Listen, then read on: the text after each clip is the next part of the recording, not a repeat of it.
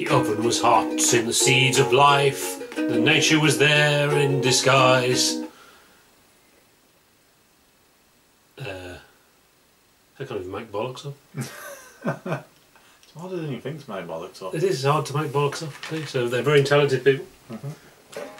Yes, so welcome. We are reviewing the Moody Blues. In Search of the Lost Chord. This is the second album of this type of Moody Blues. So except for the previous Moody Blues, this is another one.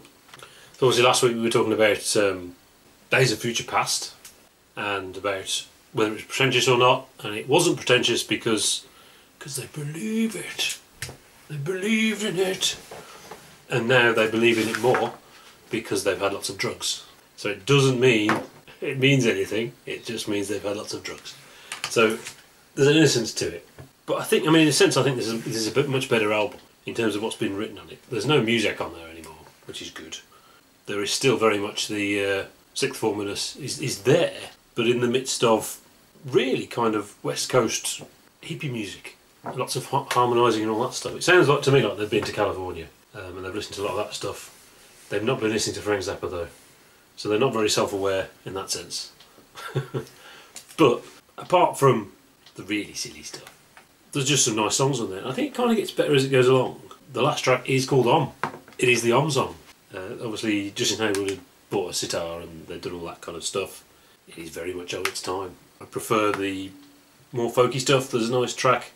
I think it's Voices in the Sky. There's some nice flute on it and that kind of thing.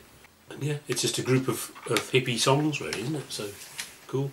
There's nothing as good as Nights in White Satin on there, but there's nothing as bad as some of that vacuous orchestral blaring that was on the previous album, so... Yeah, well, unfortunately I quite like the Miyazaki orchestral stuff on the last album. Controversially, or maybe not so controversially. Yeah, apparently not. Yeah, this was quite good. This actually sounded a lot more of its time to me. Yeah. It sounded like a sort of late 60s Beatles influenced. Yeah, they're influenced by George, particularly. It feels like there's sort of lots of... They're trying to write short ditties, catchy ditties, which the Beatles were so good at, which they're not as good at, but, you know, catchy nonetheless. I did kind of go, oh, okay, we're not... I wasn't expecting that sort of thing, but actually it is very pleasant to listen to. Yes, I mean, it's overwhelming the vocals are harmonised. Yeah. Nearly every line is a harmony. They've also been listening to the Mamas and the Papas, or whatever. And why not? The problem is, none of it's particularly memorable. Yeah, I mean, what's it called?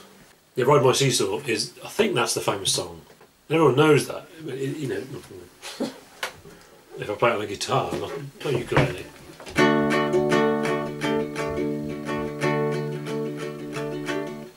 That's wrong.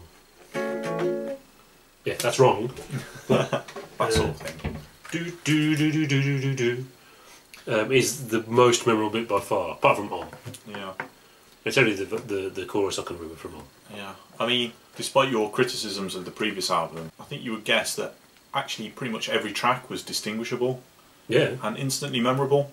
Well, you know, apart from the orchestral stuff. I even found the orchestral stuff pretty memorable. You know, I got a sense of distinct tracks, although it was all...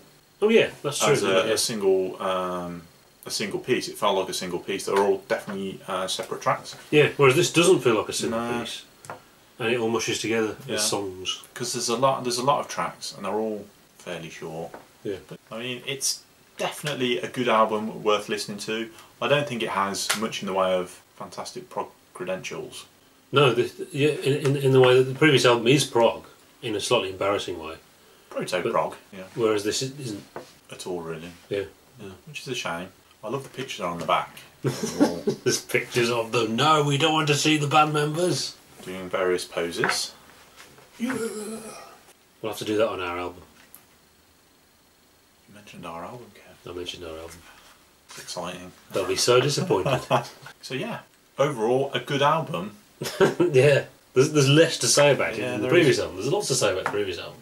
Yeah. Which is it's quintessentially British.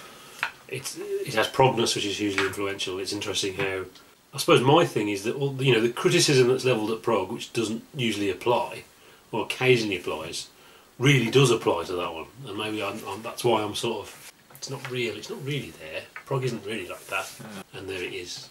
But here, this is some songs made by some hippies in the 60s. Yeah, I suppose. I mean, the first album was a pretty big deal because it was very different, and there was a very real danger that could be it for them. Yeah. You know, you do something that different.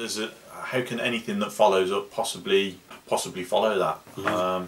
So I think it is. I think they made a deliberate decision to say, nah, we can't do more of that. Let's do something completely different. Or they may just be trying to milk the gravy train and copy the Beatles, whatever. Yeah. Well, they became huge, enormous. They must have been one of the biggest bands in the world at one point. They were hugely successful and had the problem of too much success. Actually, a couple of years after this, and had started having their own record label, and it became very stressful and all that stuff, and all the problems with he's getting all the attention.